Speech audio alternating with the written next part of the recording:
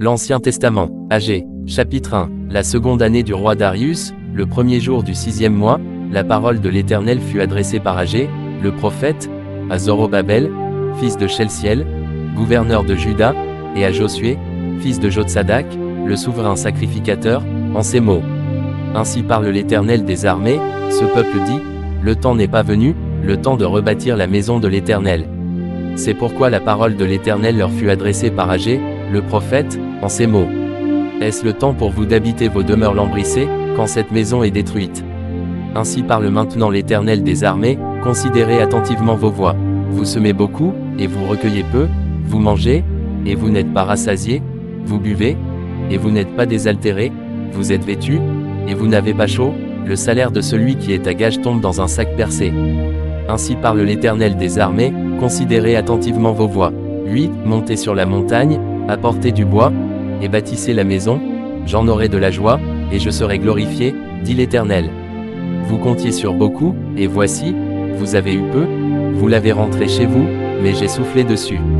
Pourquoi, dit l'Éternel des armées, à cause de ma maison, qui est détruite, tandis que vous vous empressez chacun pour sa maison. C'est pourquoi les cieux vous ont refusé la rosée, et la terre a refusé ses produits. J'ai appelé la sécheresse sur le pays, sur les montagnes, sur le blé, sur le mou, sur l'huile, sur ce que la terre peut rapporter, sur les hommes et sur les bêtes, et sur tout le travail des mains. Zorobabel, fils de Sheltiel, Josué, fils de Jotsadak, le souverain sacrificateur, et tout le reste du peuple, entendirent la voix de l'Éternel, leur Dieu, et les paroles d'Agé, le prophète, selon la mission que lui avait donnée l'Éternel, leur Dieu. Et le peuple fut saisi de crainte devant l'Éternel. Agé, envoyé de l'Éternel, dit au peuple, d'après l'ordre de l'Éternel, je suis avec vous, dit l'Éternel.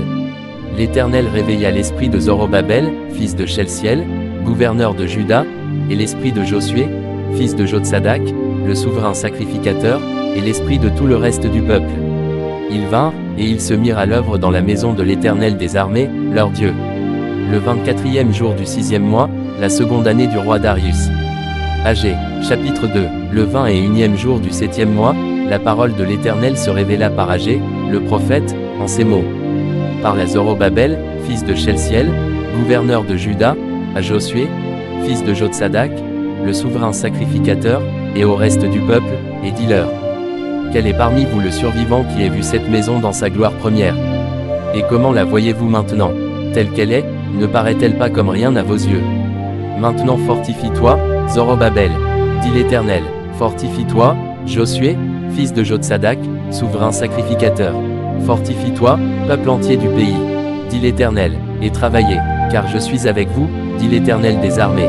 Je reste fidèle à l'alliance que j'ai faite avec vous quand vous sortîtes de l'Égypte, et mon esprit est au milieu de vous, ne craignez pas. Car ainsi parle l'Éternel des armées, encore un peu de temps, et j'ébranlerai les cieux et la terre, la mer et le sec. J'ébranlerai toutes les nations, les trésors de toutes les nations viendront, et je remplirai de gloire cette maison, dit l'Éternel des armées. L'argent est à moi, et l'or est à moi, dit l'Éternel des armées. La gloire de cette dernière maison sera plus grande que celle de la première, dit l'Éternel des armées, et c'est dans ce lieu que je donnerai la paix, dit l'Éternel des armées. Le 24e jour du 9e mois, la seconde année de Darius, la parole de l'Éternel se révéla par Agé, le prophète, en ces mots. Ainsi parle l'Éternel des armées, propose au sacrificateur cette question sur la loi. Si quelqu'un porte dans le pan de son vêtement de la chair consacrée, et qu'il touche avec son vêtement du pain, des mets, du vin, de l'huile, ou un aliment quelconque, ces choses seront-elles sanctifiées? Les sacrificateurs répondirent, non. Et Agé dit, si quelqu'un souillé par le contact d'un cadavre touche toutes ces choses, seront-elles souillées? Les sacrificateurs répondirent, elles seront souillées. Alors Agé, reprenant la parole, dit, tel est ce peuple, telle est cette nation devant moi, dit l'Éternel, telles sont toutes les œuvres de leurs mains, ce qu'ils m'offrent là est souillé. Considérez donc attentivement ce qui s'est passé jusqu'à ce jour, avant qu'on eût mis pierre sur pierre au temple de l'Éternel. Alors, quand on venait à un tas de 20 mesures, il n'y en avait que 10, quand on venait à la cuve pour puiser 50 mesures, il n'y en avait que 20.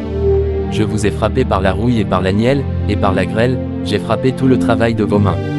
Malgré cela, vous n'êtes pas revenus à moi, dit l'Éternel.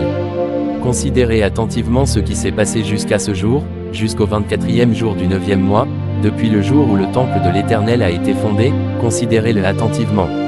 Y avait-il encore de la semence dans les greniers? Même la vigne, le figuier, le grenadier et l'olivier, n'ont rien rapporté.